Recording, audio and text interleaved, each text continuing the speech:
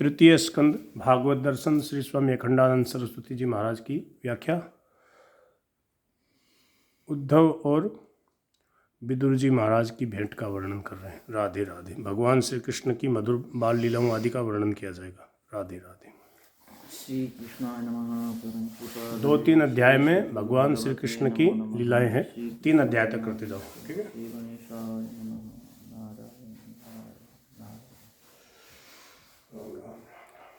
तृतीय स्कंध। एवमेतत् पुरा पृष्टो मैत्रेयो भगवान् किल क्षत्रावनं प्रविष्टेन त्यक्त्वा स्वगृहमृद्धिमत् यद्वा अयं मन्त्रकृद्वो भगवान् अखिलेश्वरः पौरवेन्द्रगृहं हित्वा प्रविवेशात्मसात्कृतम्। श्रीमद् भागवत कल्प वृक्ष है। जैसे वृक्ष में कंधे होते हैं और उनमें मोटी मोटी डालियां होती हैं, वैसे इसमें 12 स्कंध हैं। क्या सब्जी बना रहे? इस तृतीय स्कंध से सर्ग विसर्ग आदि 9 लक्षणों के द्वारा दशम जो परब्रह्म परमात्मा है उसका निरूपण प्रारंभ करते हैं। सर्ग शब्द का अर्थ होता है सर्जन, सृष्टि, सर्जनम सर्ग। सृष्टि 2 प्रकार की होती है, एक तत्वक्रम से होती है, दूसरी कर्मानुसार होती है। व्यक्तियों की आकृति, जाति, आयु और उनका विविध योनियों में जन्म, इन सब में भगवान का हाथ होना जरूरी है। सृष्टि की अचिंत्य रचना परमात्मा के बिना सिद्ध नहीं होती। इसमें ऐसे ऐसे रहस्य भरे हुए हैं कि उनको जानने के लिए सर्ग विसर्ग और स्थान के द्वारा परमात्मा के स्वरूप को समझना अनिवार्य है। यह समझने की प्रक्रिया है। अब शौनक सूत संवाद के अनुसार श्री सुखदेव जी महाराज कहते हैं कि राजा परीक्षित, तुमने जैसा प्रश्न किया है ऐसा ही प्रश्न मैत्रेय जी से विदुर जी ने किया था। विदुर अपना घर छोड़कर जंगल में चले गए थे। गृह ही तो घर है।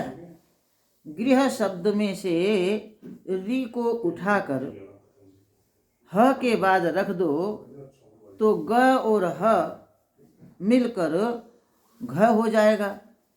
अब प्रश्न यह है कि विदुर जी ने आखिर अपना घर छोड़ा क्यों? क्या समझते हो कि उनकी टूटी फूटी झोंपड़ी रही होगी? घर में खाने पीने को नहीं रहा होगा जिससे वे उस घर को छोड़कर चले गए होंगे? नहीं, उनके घर में तो बड़ी भारी रिद्धि सिद्धि संपत्ति भरी हुई थी। भक्तमाल में जैसा वर्णन आता है कि विदुर जी के घर में बड़ी गरीबी थी, ऐसा वर्णन महाभारत में नहीं है।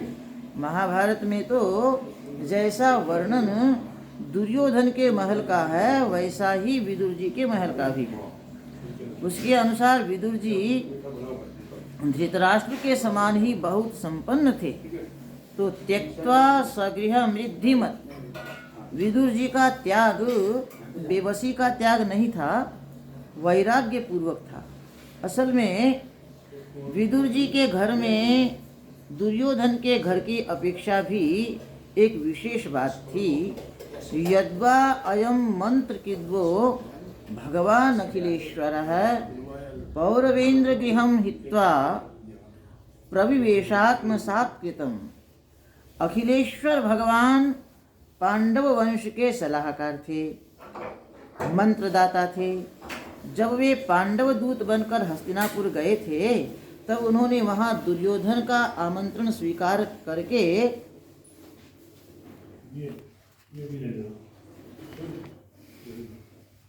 उसके घर अन्न जल ग्रहण नहीं किया, किंतु विदुर जी के घर बिना बुलाए ही चले गए। इसलिए चले गए कि वे विदुर जी के घर को अपना घर समझते थे। साधारण घर को छोड़ देना कोई कठिन काम नहीं, परंतु जिस घर को भगवान अपना घर समझते हों और जिसमें पदार्पण करके भगवान ने भोजन किया हो, उस पवित्र प्रेम संस्मरण घर को छोड़कर निकल जाना बहुत बड़ी बात है। इसलिए विदुर जी ने घर छोड़कर बहुत बड़ा त्याग किया।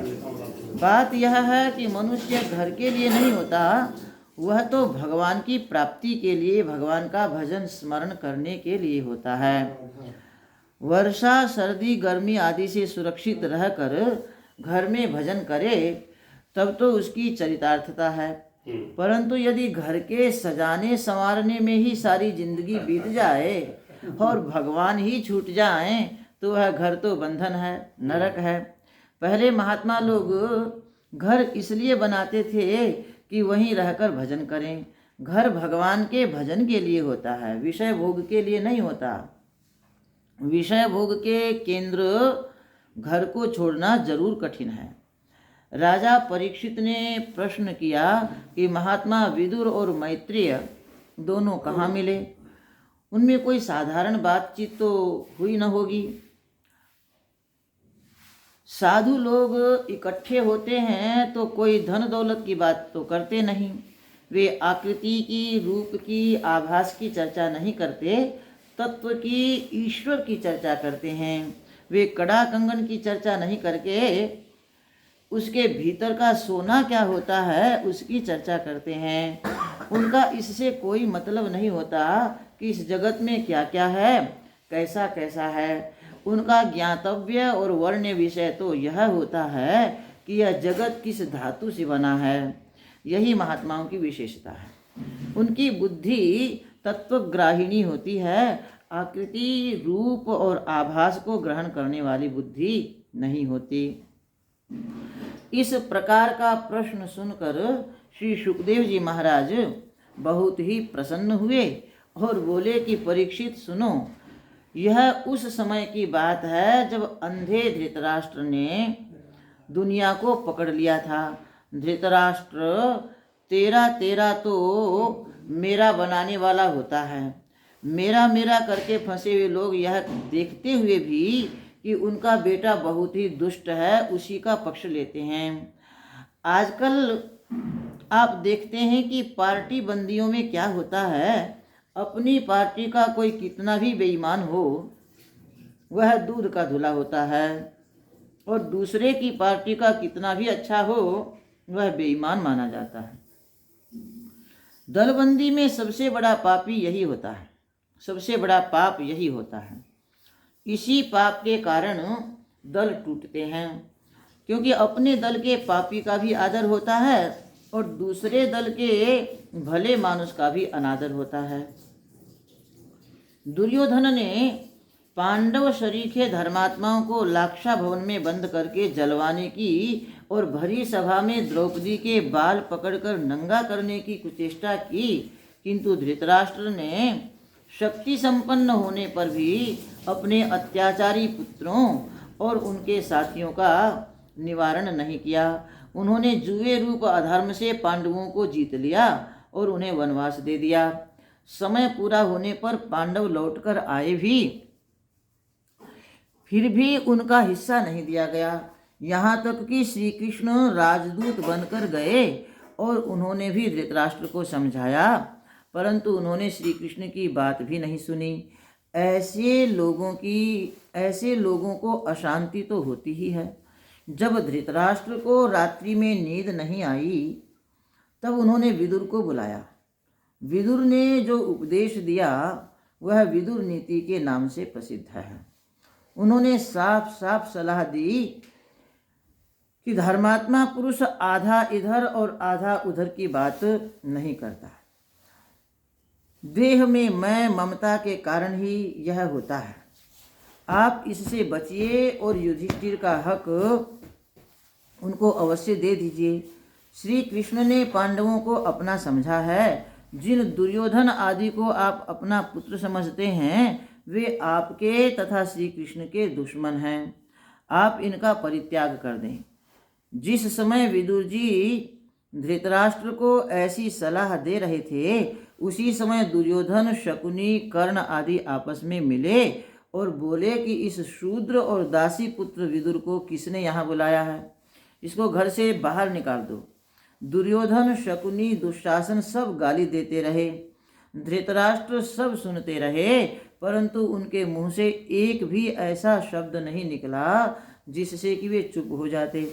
विदुर जी ने अपना धनुष उनके दरवाजे पर रख दिया और स्वयं वहां से उठकर चले गए। धनुष रख देने का अभिप्राय यह है कि पांडवों के पक्ष में मिलकर आपसे युद्ध नहीं करेंगे।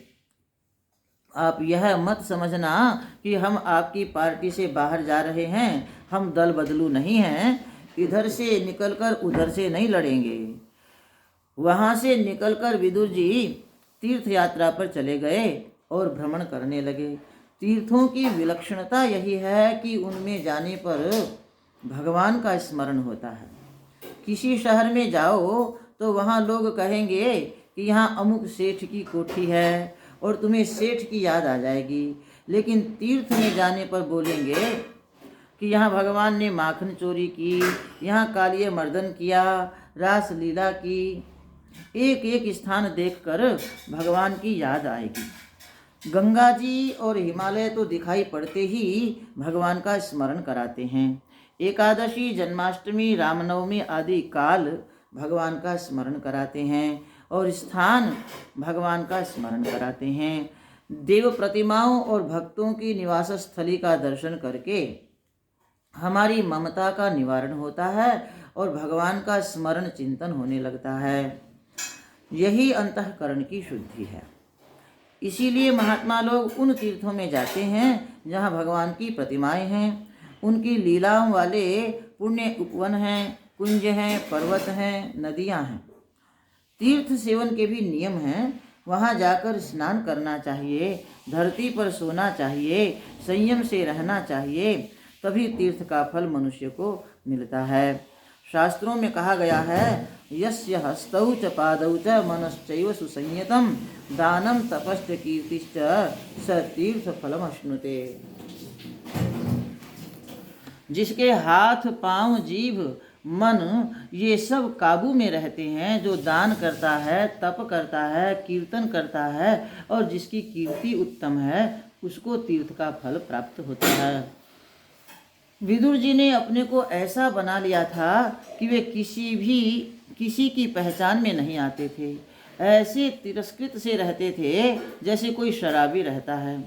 अवधूत शब्द का अर्थ संस्कृत में तिरस्कृत होता है।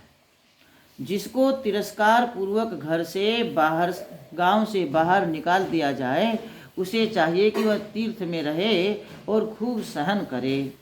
तिरस्कृत विदुर जी ने भी इसी प्रकार सारे भारतवर्ष में विचरण किया, बड़े बड़े व्रत किए और फिर वे प्रभास क्षेत्र में पहुँचे। इस बीच महाभारत का युद्ध और युधिष्ठिर का राज्य हो गया था। विदुर जी ने प्रभास में सरस्वती स्नान किया और मंदिरों में जाकर श्री कृष्ण का दर्शन किया। यद दर्शनात् कृष्ण अनुस्मरन्ति। फिर सौराष्ट्र, सौवीर, कुरुक्षेत्र आदि तीर्थों में होते हुए यमुना जी के तट पर आए। वहाँ उनको उद्धव जी मिल गए। उद्धव जी भगवान के खास सेवक, बड़ी शांत वृत्ति वाले और बृहस्पति से विद्या प्राप्त महापुरुष हैं। दोनों हृदय से लग गए और फिर एक दूसरे से कुशल मंगल पूछने लगे। विदुर जी ने पूछा, उद्धव जी, बलराम और श्री कृष्ण पृथ्वी का मंगल करके आनंद से तो हैं, वसुदेव जी भी अच्छे हैं। जैसे पिता अपनी पुत्री को धन देता है, वैसे ही वसुदेव जी अपनी बहन को धन देते हैं। यह भी एक तारीफ की बात हुई। बाप तो बेटी को देता ही है, भाई लोग देना भूल जाते हैं। पहले यह रीति थी कि जिस प्रकार लड़के का हक, उसी प्रकार लड़की का हक। अचल संपत्ति में से लड़की को हिस्सा न देकर हमेशा के लिए बंधन कर देते थे कि ब्याह में देंगे, तीज त्योहार पर देंगे, पर्व पर देंगे, यज्ञोपवीत के समय देंगे। इस प्रकार उसका हक उसके घर पहुंच जाया करता था। इसमें कोई उदारता नहीं थी, यह उसका हक था। बाद में बाप के मरने के बाद बेटे देना बंद कर देते थे, किंतु वसुदेव जी स्वयं अपनी बहनों का बहुत आदर करते थे। इसके बाद विदुर जी ने प्रद्युम्न, उग्रसेन, सांब, सात्यकी, अक्रूर, देवकी सबके बारे में एक एक करके प्रश्न पूछे। अनिरुद्ध, हृदीक, चारुदेशन, गद और कौरवों का भी कुशल मंगल पूछा। फिर पूछा कि युधिष्ठिर प्रेम के साथ प्रजा की रक्षा करते हैं, भीमसेन की क्या दशा है, अर्जुन का क्या हालचाल है। एक एक का नाम लेकर विदुर जी किसी के लिए थोड़ा रो दें और किसी के लिए थोड़ा हंस दें। अंत में उन्होंने कहा कि श्री कृष्ण ने पृथ्वी का भार उतारने के लिए ही जन्म ग्रहण किया है। अजन्मा का जन्म दुष्टों के नाश के लिए और अकर्ता का कर्म लोगों को कर्म में प्रवृत्त करने के लिए ही होता है। मित्र उद्धव जी, इस संसार में श्री कृष्ण की चर्चा से बढ़कर शांति देने वाली वस्तु और कोई नहीं है, इसीलिए तुम उनकी कथा सुनाओ। श्री कृष्णाय नमः। श्री